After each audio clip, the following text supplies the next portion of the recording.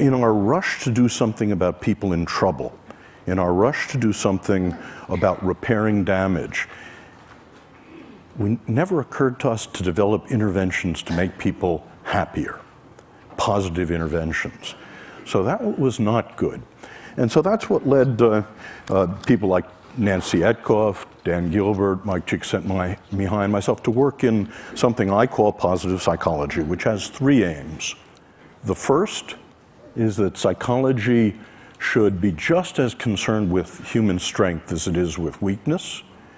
It should be just as concerned with building strength as with repairing damage. It should be interested in the best things in life, and it should be just as concerned with making the lives of normal people fulfilling and with genius, with nurturing high talent. So, in the last 10 years, and the hope for the future, we've seen the beginnings of a science of positive psychology, a science of what makes life worth living. It turns out that we can measure different forms of happiness, and any of you for free can go to that website and take the entire panoply of tests of happiness. You can ask, how do you stack up for positive emotion, for meaning, for flow, against literally tens of thousands of other people. And starting about 6 years ago, we asked about extremely happy people, and how do they differ from the rest of us? And it turns out there's one way, very surprising, they're not more religious, they're not in better shape, they don't have more money, they're not better looking, they don't have more good events and fewer bad events. The one way in which they differ, they're extremely social. They don't spend time alone. Each of them is in a romantic relationship, and each has a rich repertoire of friends.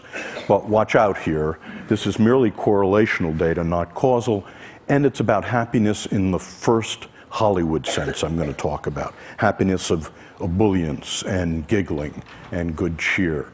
And I'm going to suggest to you that's not nearly enough in just a moment. The upshot of this is that the mission I want psychology to have, in addition to its mission of curing the mentally ill, in addition to its mission of making miserable people less miserable, is, can psychology actually make people happier?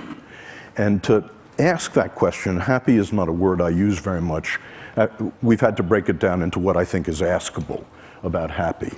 And I believe there are three different, and I call them different because different interventions build them. It's possible to have one rather than the other. Three different happy lives. The first happy life is the pleasant life. This is a life in which you have as much positive emotion as you possibly can and the skills to amplify it. The second is a life of engagement, a life in your work, your parenting, your love, your leisure. Time stops for you. That's what Aristotle was talking about. And third, the meaningful life. So I want to say a little bit about each of those lives and what we know about them. The first life is the pleasant life. And it's simply, as best we can find it, it's having as many of the pleasures as you can, as much positive emotion as you can, and learning the skills, savoring mindfulness, that amplify them, that stretch them over time and space.